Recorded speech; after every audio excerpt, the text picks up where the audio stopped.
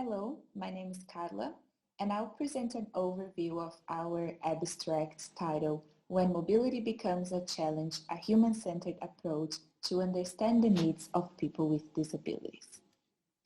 Transformative service research, an area of priority in service research, is concerned with a positive impact on well-being for all people that interact in service systems.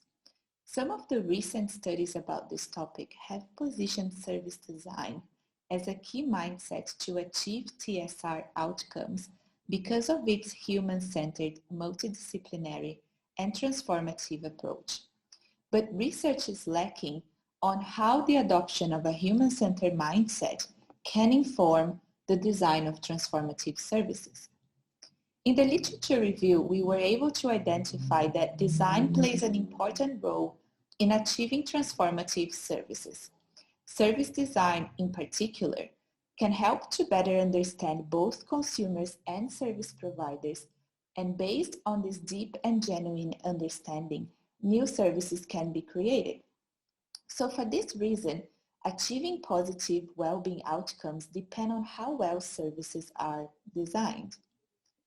The context for our study was the mobility experience of people with disabilities in Brisbane, Australia. We focused on investigating barriers and enablers to their mobility and how digital technologies could support them, because previous research has identified technology as a support for mobility.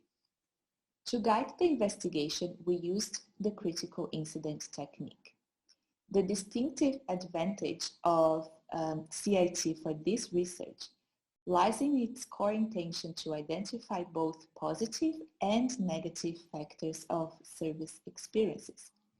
We conducted semi-structured interviews with 8 people with various levels of mobility abilities and familiar with using digital technologies for travel.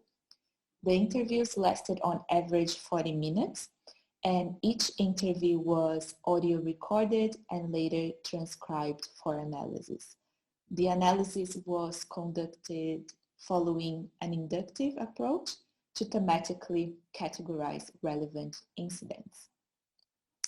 So we found 54 critical incidents, and we classified them into 5 categories and 24 subcategories.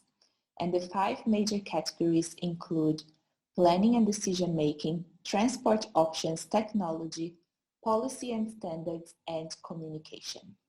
An example of a critical incident that some participants reported was that when planning to go to an unfamiliar venue, they needed to contact service providers to double-check accessibility because the information provided online was not always accurate.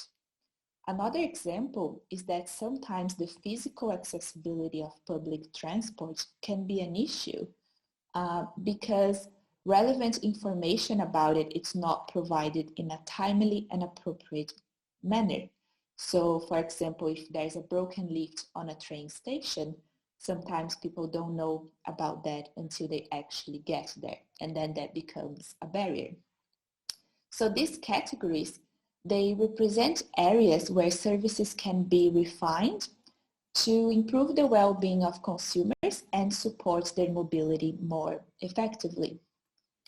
The study shows that a human-centered perspective is beneficial to explore mobility needs of consumers with disabilities and identify concerns about the things that impact their well-being.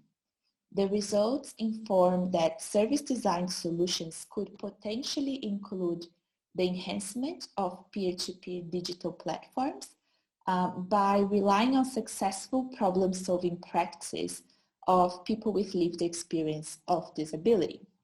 Another idea is to incorporate real-time transport information for timely updates about accessibility problems and solutions, and the development of tools to increase stakeholders' understanding of the accessibility needs of consumers by implementing communication channels to discuss their needs. We suggest that further investigation could focus on understanding the challenges and limitations from the service provider's point of view as well. And if you would like to know more details about this research, please read the full text available in the book of abstracts. Thank you very much.